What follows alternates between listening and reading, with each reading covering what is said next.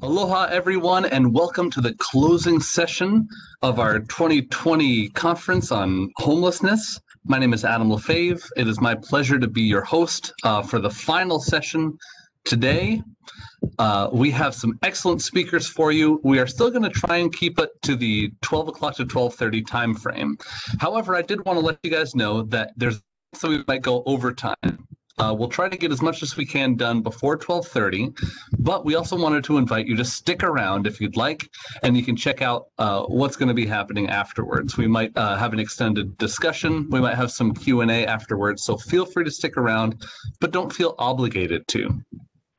I wanted to remind everyone as well that we're going to be making all the presentational materials and the recordings of this WebEx available after the meeting for you to peruse or share with your friends. For those of you who are looking to get CEU credits, the link to the PDF download of the conference evaluation and the CEU application form are available at honolulu.gov/housing. Instructions are included on the form. We also appreciate everyone's feedback during this meeting. I know we've had several messages letting us know how things are going, if you like it, and what we could do better. And we'd really like to hear from everybody about what you think of this meeting and how we could possibly improve. Perhaps getting a more handsome host, for example, might be top of the list.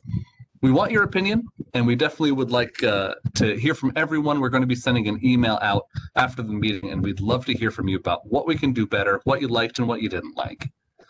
And now, it is my distinct pleasure to introduce our closing plenary speaker, who's going to be talking about the VISPDAT, VISPDAT, and the future of ending homelessness.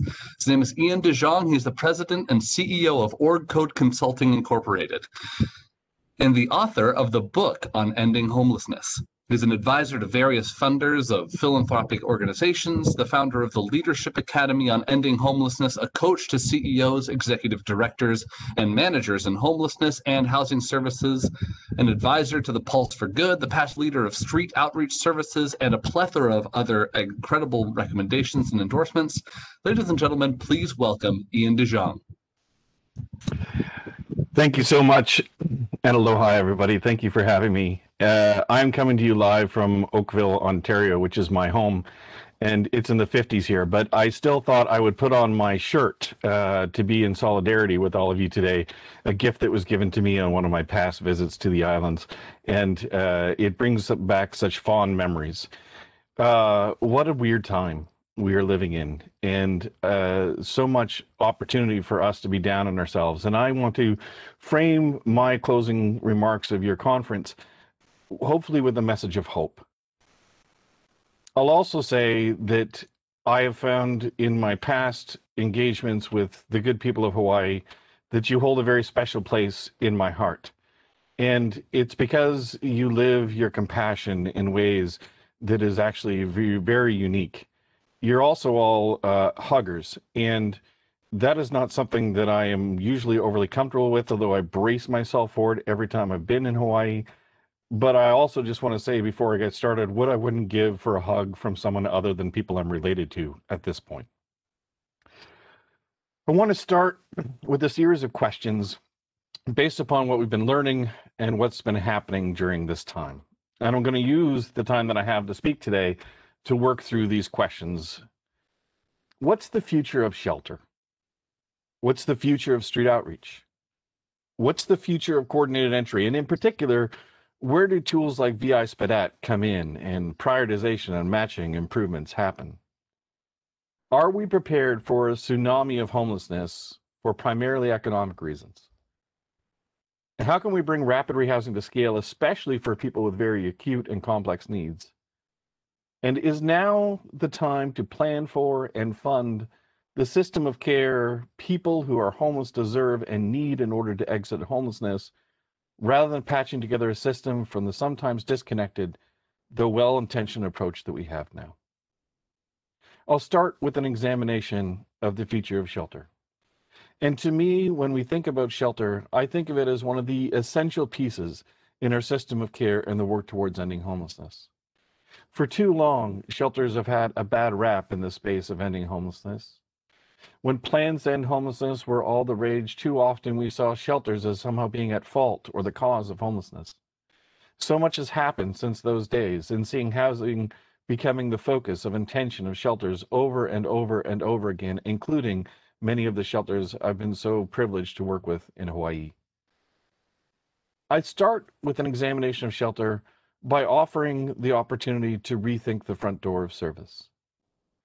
Now really seems to be an obvious time to me to rethink three elements of shelter first.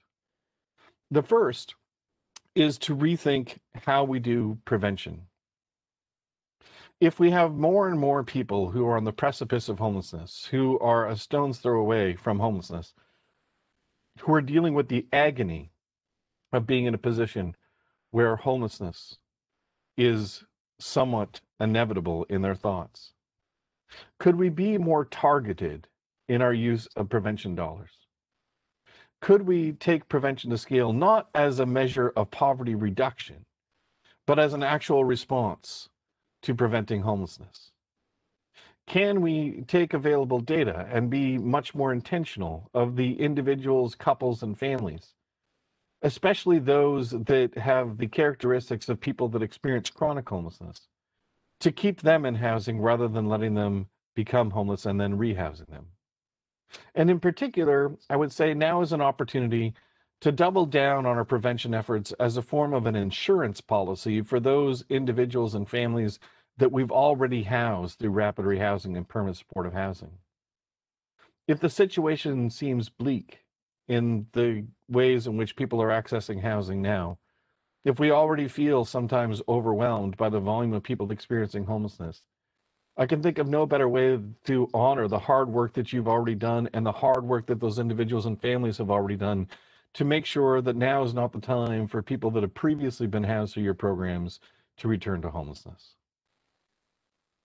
The next opportunity I see in the future of shelters is to bring diversion to scale.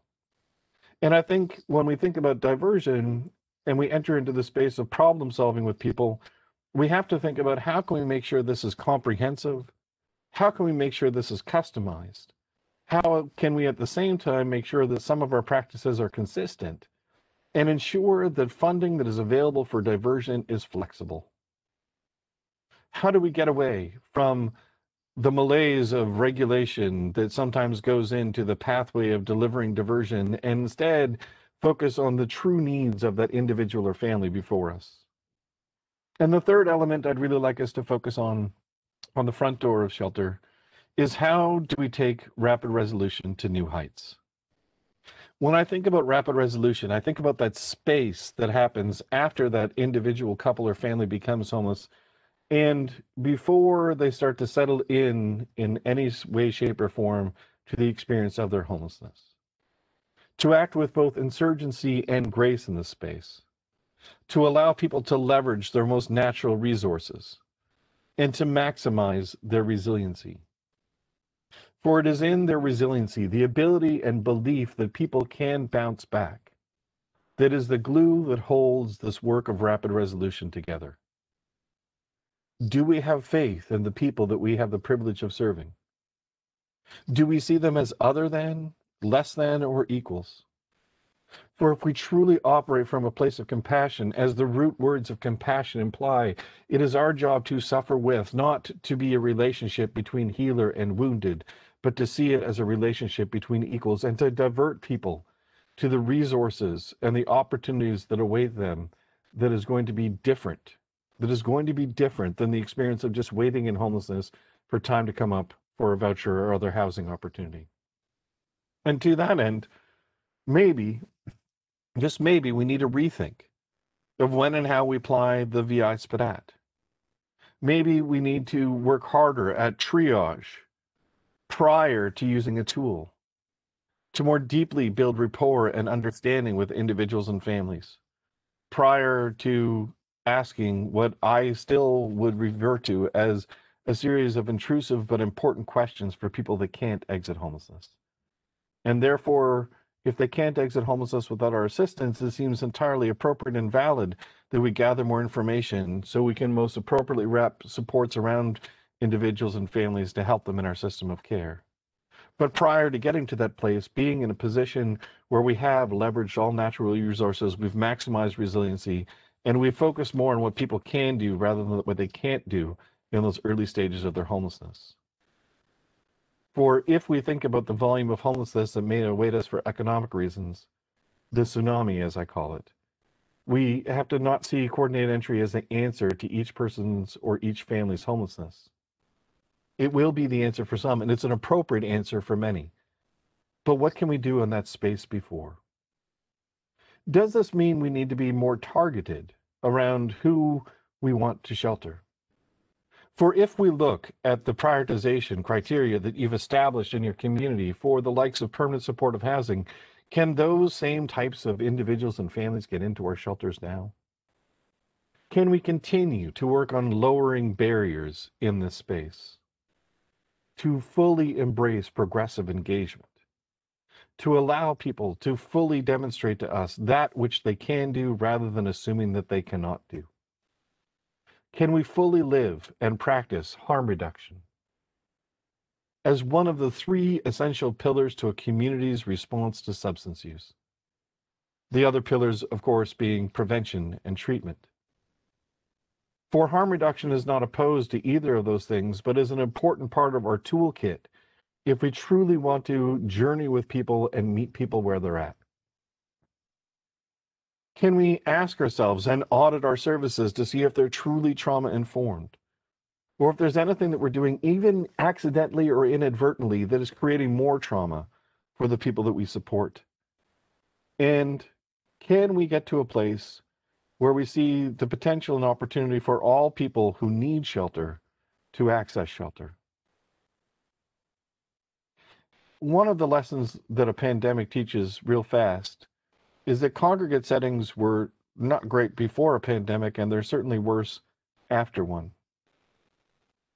Maybe as we think through the future of shelter, we have to think through different models of facilities, more neighborhood-based locations, maybe smaller facilities but with greater physical distancing for guests who use them. In the space of sheltering, I also really want to embrace this notion that when people get to a threshold of their length of stay, that we see each potential individual as an opportunity to create a housing plan. The people that we support speak the language of needs. In social service, we often speak the language of goals. There's a mismatch in the language of focusing on housing in that space. For too often, we dig deeper into the weeds than are actually essential to understand how to house an individual or family. We misconstrue our roles as being in a position of mobile and dedicated housing workers in the space of shelter, and instead focus too much on trying to be clinicians or therapists in the space. In fact, I would say that all staff need to see themselves as having a role in helping people access housing, and that shelters continue to be a place of social service rather than a place of social control. Let me leave you with this last thought on shelters. Can we reframe shelters as housing opportunity centers? Can we give them a rebranding and still help people understand what they are and why they need to exist? Shifting now to some thoughts around outreach and what the future of street outreach really looks like. I think what we are continuing to learn in the space of street outreach generally, and we were learning this even prior to the pandemic, is that we are confronted with 2 possible choices of how we deliver outreach. One is to be driven by contacts, to meet immediate needs, to respond sometimes to complaints or concerns from the general public or businesses or visitors and tourists. When we enter into that space of being problem solvers, we sometimes lose the opportunity to engage in rapport building that would help with solutions to someone's homelessness. If we were to truly embrace a rethink of outreach that saw it more as a space of mobile housing workers, it would be more likely that we can journey with people through the paper-ready process of coordinated entry. It also means that we can become much more targeted of who we serve, but also why we serve that particular group of people. working to ensure that it's aligned to the community priorities for coordinated entry. What this likely means is that each outreach team would work with a smaller group of people really intensely rather than trying to work with a large group of people peripherally. And in that space, working to resolve or obliterate every single barrier that exists in the pathway of housing access.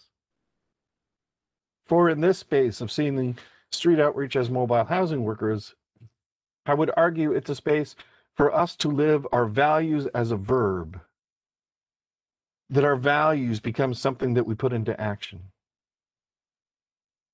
Might there be a time and a place now to think through multidisciplinary approaches to street outreach, to further and better reach those that are completely disconnected from the system of care because of their prolonged substance use or serious and persistent mental illness? Of course there is. But we can't mistake those types of professional multidisciplinary engagements with people living outside as just being mobile healthcare work that keeps people alive outside.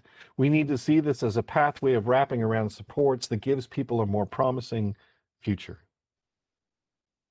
And in this space, we probably also need to rethink the relationship and requests, the role of police in engaging with unsheltered people.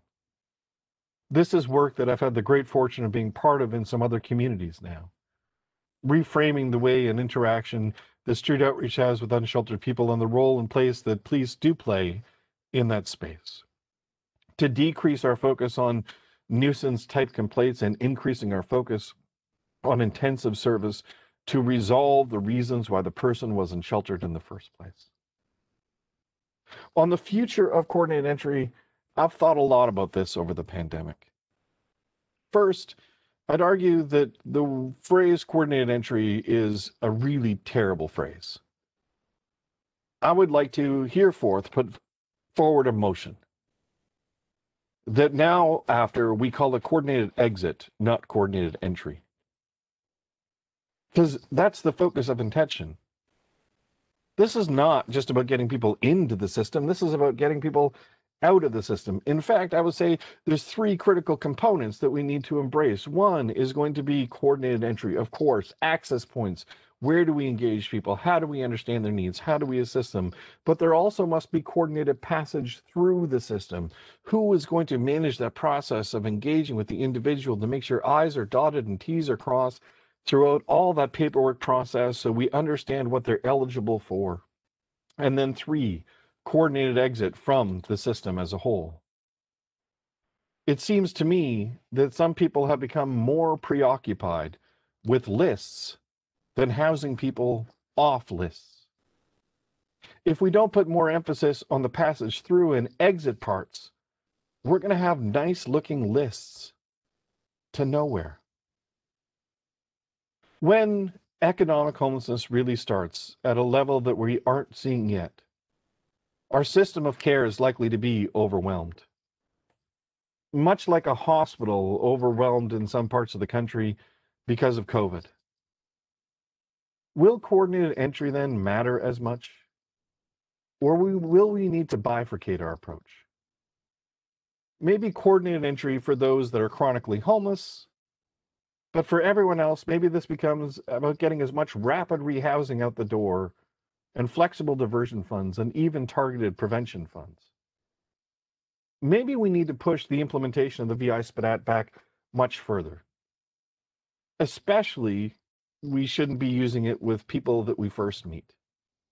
We need to develop rapport. We need to maximize that resiliency. We need to enter into that space of problem solving, I think, a bit more diligently first before engaging people in the sort of questions that the VISPDAT presents.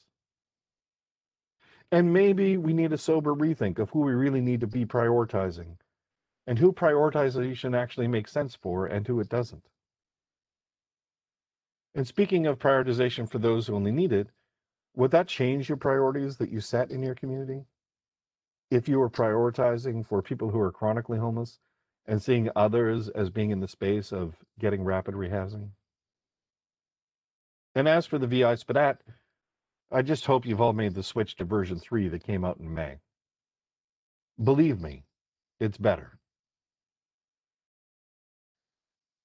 Are we prepared for newly homeless people for economic reasons? The economy stinks. It's probably going to stink for a long time. The homelessness response system could be tasked with becoming a poverty response system. We're talking about people who are economically displaced at a large scale. The homelessness response system was never designed to be the poverty response system. It is part of the system. It is not the system. Some like to talk of economic stimulus. Perhaps better to think of it as recovery investment. Now is the time, with new money that comes our way, to invest in change and spend on impact and homeless services, or else we're likely doomed. Can we do anything else at this moment to house existing shelter users faster, to make some space available there? When the pressure mounts to add more shelter space, are we prepared? And at what cost? Have considerations been made with regard to staffing and supervising? Or, and this is my fear, will sanctioned and organic encampments become even more of the norm? Will there be more people sleeping outside in public spaces? Will governments think that this is a temporary answer without thinking of an exit strategy? Could our communities essentially become glorified shanty towns? That's not the homelessness response system that I want. Next, I want to talk a little bit about bringing rapid rehousing to scale, especially for people with complex and acute needs. If we want to avoid some of those pressure points and doomy and gloomy moments that I just mentioned, I really fervently believe that bringing rapid rehousing to scale is the necessary measure that we must take, because rapid rehousing must be our primary stress relief valve of the system. Not shelters, not encampments, rapid rehousing. We need more. We need it faster.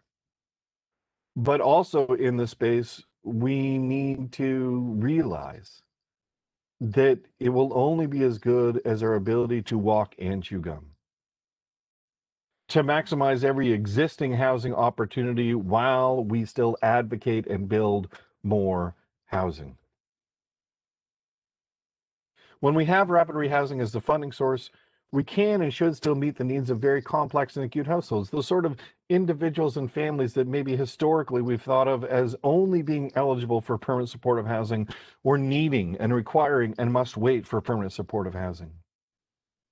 So I would encourage organizations in the space of rapid rehousing to investigate, explore, and implement the use of an intensive case management model, an 18 to 24-month intensive case management model with rapid rehousing funding.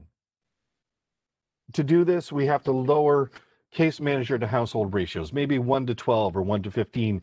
We need deeper financial assistance per household over that period of time, and we need to engage in fully living the core principles that are necessary for housing success in this space. No housing readiness requirements, choice and self-determination, recovery orientation, individualized service planning, and social and community integration.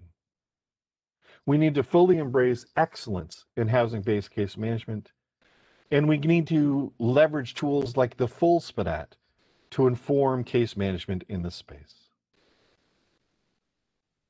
As I work towards this last section in the time that we have, I want to talk about the system of care people deserve and need. If you could start all over again in the design of the homelessness response system, what would you do differently? I know what I would do differently. I would predominantly do two things differently, and this applies to all systems. This is not a critique of Hawaii. Number one, I would reverse engineer it. So the starting point of our workflow was a person who was homeless that achieved housing, then work backwards. Number two, I would design it from the perspective of the end user, not from the perspective of the policymaker or funder or service provider. And I want to be clear, I fault no one for how we ended up with the system of care that we have today.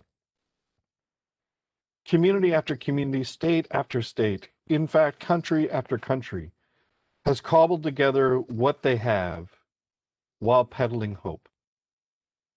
We have done the best we can with what we have in a lot of instances. But as we have new funding, we have new opportunities. There are remarkably dedicated nonprofits and public servants and elected officials. What if we leverage the excellence of everyone in this pursuit? Could we truly embrace the 4 Ps of person-centered design? That historically we think of policy informing procedure, which informs practice, which impacts people. What if we redesign to say people need to impact practice, that impacts procedure, that impacts policy? Now is actually a time to be thinking through not just nipping at the margins, but big moves in the space of homeless services. Why? Because the future isn't what it used to be. Now's the time to be bold, to lean into the space of innovation, to be prepared to fail forward. Now's the time to rip off the Band-Aid on a few things. It's time to vision. It's time to vision from a place of strengths rather than deficits. Now is the time to focus on the simple solutions. Simple, not easy. Our efforts have to keep an eye towards journeying with people to be efficient, effective, and enduring in the pursuit of ending homelessness. Now is the time to name what we value, to lift up our shared values, to display those values outwardly. Now is the time to co-create our shared destiny, to do even better work for people experiencing homelessness. Now is the time to be creative at unlocking any and all housing we can secure through multiple means while still advocating for and building more affordable and supportive housing. Now is the time for a unified voice and shared commitment to work to prevent, divert, rapidly rehouse, permanently house, perhaps with new workflows better designed to maximize resiliency before using the VISPDAT, and being very focused on those that have been homeless the longest and have a disabling condition. Now is the time to look inwardly and ask ourselves whether every one of our good ideas to further reduce and end homelessness has been shared. Now is the time to focus on what a system designed from the perspective of equity would really look like, and as necessary to lean into conversations long past due. Now is the time to truly work together as one family of homeless service providers and funders, policy experts and government staff to unite in our shared vision and mission, where every homeless individual, couple, and family in Hawaii has a place to call home. We need to lay down our competition. We need to park our ego. We need to design from the persons and for the persons we are trying to serve's perspective. Now it's a time to dig deep into why you do the work. Now is the time for love. Your energy gets low. The work seems harder. We're all weary. Now is the time for an extra kind word, or maybe even a hug. I want to end with reading a piece that I wrote more than a year ago. You can also watch a YouTube video of this that the fine folks at Open Door in Lubbock, Texas have put together, and it's called "The Work is Hard," written before the pandemic. This work is hard, really hard. It can burn you out, make you curse to the point where you make yourself blush, lead you to question why you ever started down this road. Units will get trashed, landlords will be angry, some people you are supporting will die. Needles will be found, overdoses will happen. Every now and then you'll be surprised to find something weird, something unknown in the freezer, more bike parts than a person can possibly need. A collection of doodads that you didn't even know were worth collecting. Don't give up, you wonderful helper, you. Don't give up. Rents will not always be paid on time and in full. Case management goals will not always be met. Some days will be spent jumping from crisis to crisis rather than doing proactive work. Every now and then you will find what you think could be the poster child for what success looks like. Well, for today, anyway. Coworkers will engage in office politics. Case notes will need to be done. Data must be entered, and a drop-off of donations will always happen at the least best possible time. Don't give up, you wonderful helper, you. Don't give up. You've told yourself to practice good self-care. You still have days, well, you don't. An extra glass of wine here, a little intrusive imagery there when trying to sleep. Program participants will complain. Community partners will complain. The general public will complain. Most days you will never serve enough people adequately in a way that keeps others happy. Or for every happy person, there are several others that do not seem to be. Don't give up, you wonderful helper, you. Don't give up. You went into this work for a reason. Maybe you forgot why. Maybe the reason has changed. Find that reason. Hold that space. Breathe in, breathe out. You didn't go into this work because it was easy. Maybe you didn't go into it because it was this hard, but you always knew this wouldn't be easy. Our success will not be measured by how easy we made the work. It will be measured by what we achieved in difficulty. Don't give up, you wonderful helper, you. Don't give up. You have epic things to do. Please stay in touch. I miss so many of you dearly. If you're not familiar with our work at OrgCode, check out our Facebook page, and certainly you can check out our YouTube channel too. Peace, love, mahalo. Thank you so much, Ian. What a great way to end a fantastic session. I hope that you can stick around for a little bit, because I'm sure that a lot of our attendees and panelists have some questions for you. But we are approaching the end of our time here today. So at this time, I'd like to call up Scott Morishige and Mark Alexander to deliver the closing remarks. Now, those who don't know, Scott Morishige currently serves as the governor's coordinator on homelessness and is the point person for all homeless issues in the state. And Mark Alexander is the executive director of the City and County of Honolulu's Mayor's Office of Housing and the co-chair of Honolulu Mayor's Challenge to End Veterans Homelessness. So I'd like to start with Scott Morishige. Scott, take it away.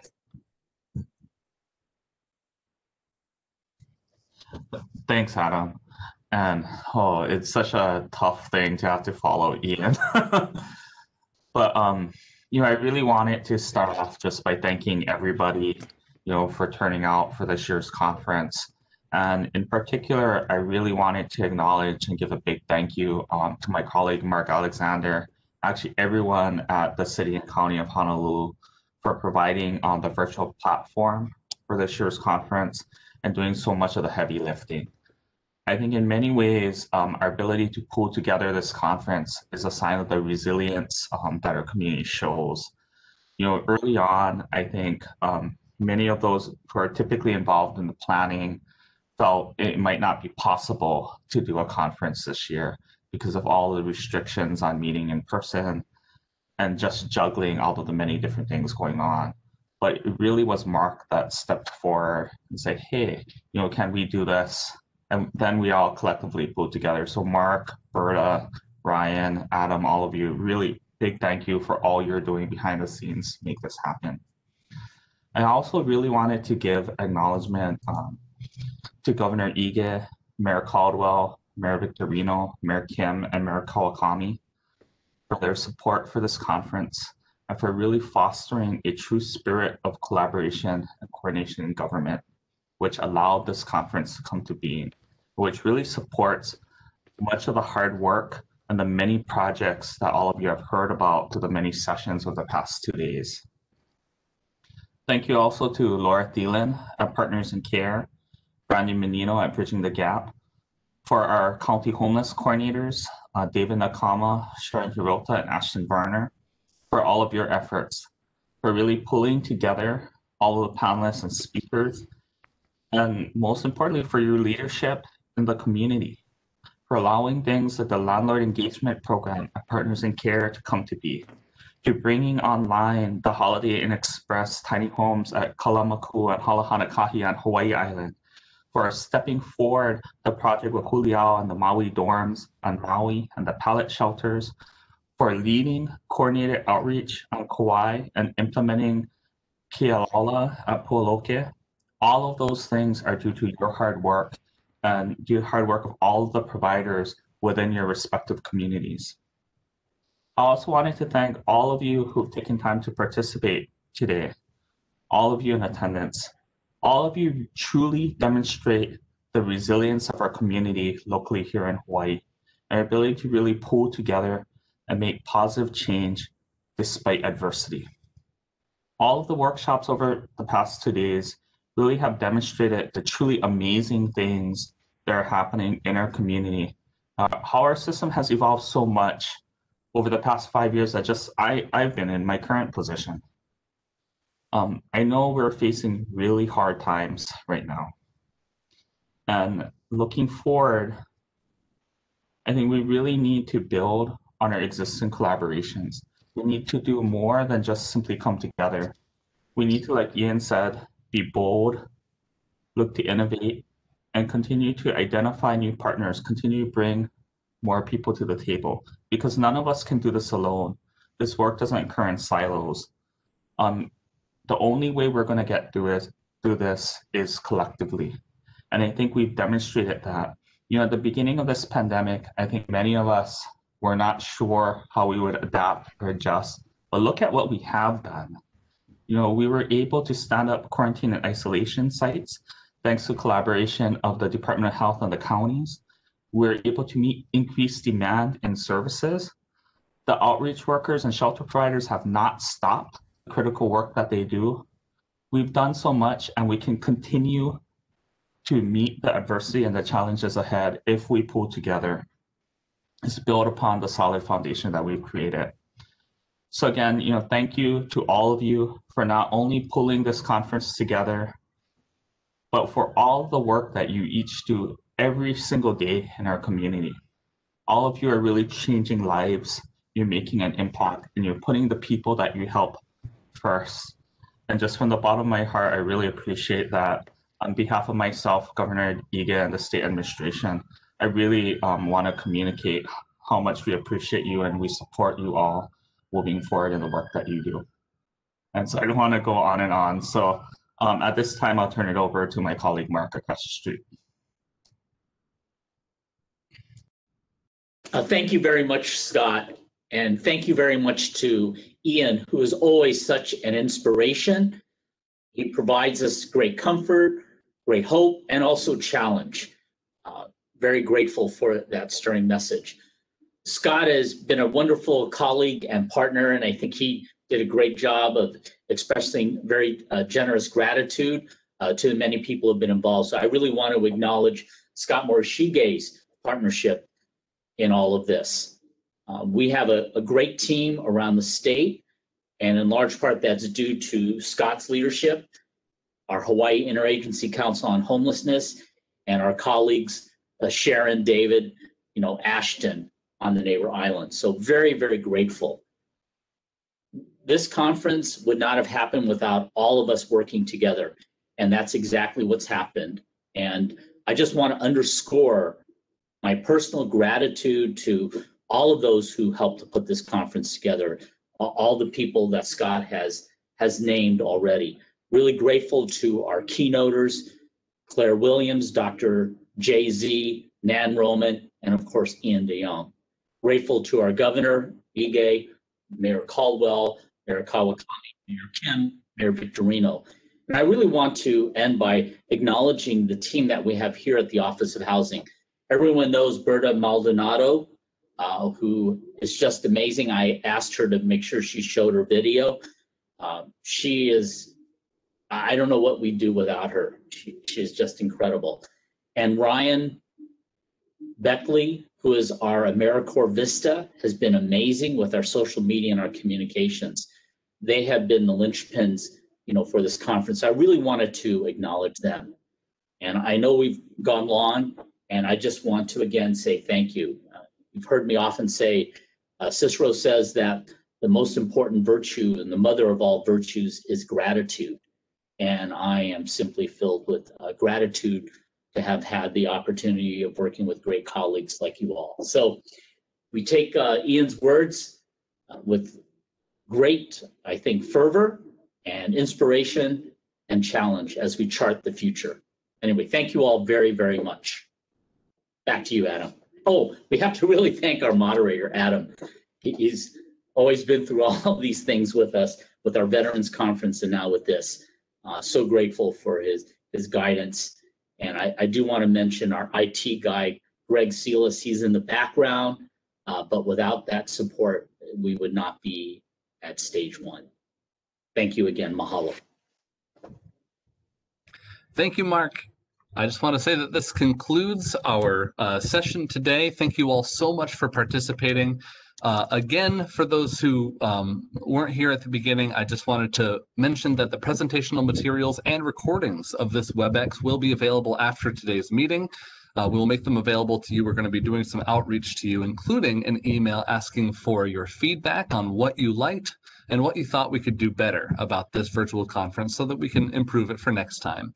And of course, for those of you looking for CEU credits, please download there's a link to the PDF download of the conference evaluation and CEU application form online at honolulu.gov/housing. The instructions are included on the form. That concludes today's session. Thank you all so much for tuning in. Please feel free to stick around. We'll be having a brief Q&A with Ian, our closing plenary speaker, Scott Morishige, and Mark Alexander afterwards. But for everyone else, please stay safe and keep moving the needle. Keep pushing forward. Aloha and mahalo. Mark, I'd like to turn it back to you if you'd like to, if you have any questions or discussion that you'd like to have with Ian and Scott Morishige.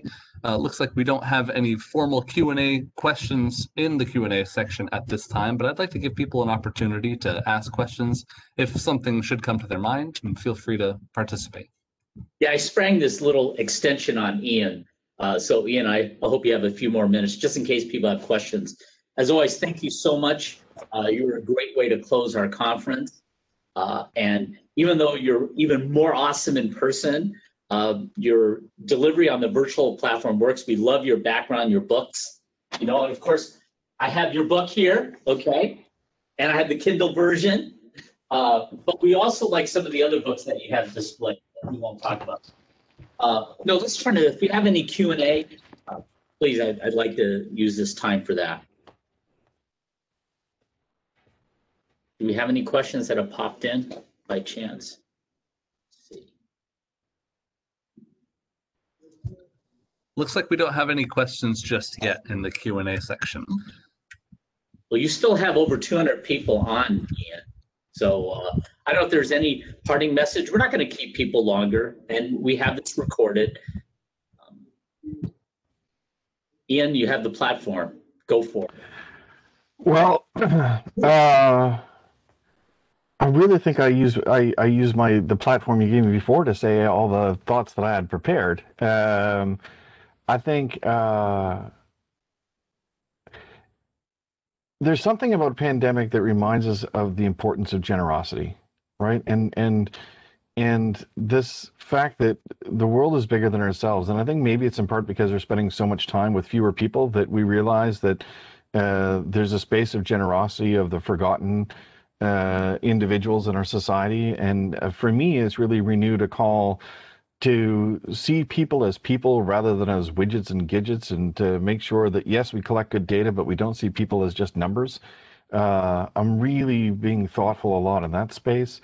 I'm also thinking a lot about the ability of organizations and government and not-for-profits and system leaders have demonstrated they can scale up really fast when there's pandemic stuff. I mean, it's like the rubber hit the road. We all went 0 to 100 like that because we had to respond in that space. And yeah, we made mistakes, but we learned a lot in that space and time as well. And so if we have the ability to move that fast when we really needed to, especially in the early days of the pandemic, I don't think we can sustain that pace, but I certainly think there's lessons learned of what it means to take things to scale. And I really like us to continue to lean into understanding where can we take the spirit of innovation and translate that into sustained service responses that are a little bit different than what we have now. I'll just offer that. No, that's good. I think we had one question that came in from actually a physician, Dr. Dan Cheng. He asked, how can hospitals play a role in addressing homelessness? I think hospitals, for so many people experiencing homelessness, is the go-to for primary health care. And because it's the go-to for primary health care, as in they don't have a regular doctor or physician that they see, that they rely upon emergency medicine, that it really is an opportunity for us to think about a couple of things. One, for hospitals that have large volumes of people experiencing homelessness, can or should we co-locate some street outreach services or be responsive to the space of hospitals? Two, if we have inpatient care that's provided to a person experiencing homelessness in hospital, how do we get connected to the social service system while they're an inpatient, not just waiting for discharge? And three, the more advocates we have in the health community who continue to promote not just housing as a social determinant of health, but that housing in and of itself is good health care, and lending our voices to those people who work in the sector, I think it just helps amplify our message and may also get into other rooms that we haven't been in before, so that people who are in positions of decision-making and positions of power as it relates to money understand that it's not just a bunch of do-gooder nonprofits. Because, of course, nonprofits have a role to play in advocating for that space. But if we have allied partners advocating this space, I think that we'll also get some traction and some audiences that we haven't had before. Thank you, Ian. And, I think with that, we are at 12:47. I just want to thank you again, Ian. I want to thank, everyone. Thank you, Laura, for hosting, and Adam moderating, and, of course, Berta and Ryan, Scott. Thank you all so very much. Okay, Adam, we'll let you close us out, and then we'll shut this down. Thank you all very much. Thank you, Mark. I don't have anything else to add. I want to extend, of course, my appreciation for everyone for participating. It doesn't happen without you. You're the engine that pushes all of this forward. And I want to thank you all for being so adaptable to these changing times, and for continuing to fight the good fight, even when COVID is raging outside, even when the hurricanes are going, to think about those who nobody else is thinking about. Thank you all so much. Aloha. Have a great day.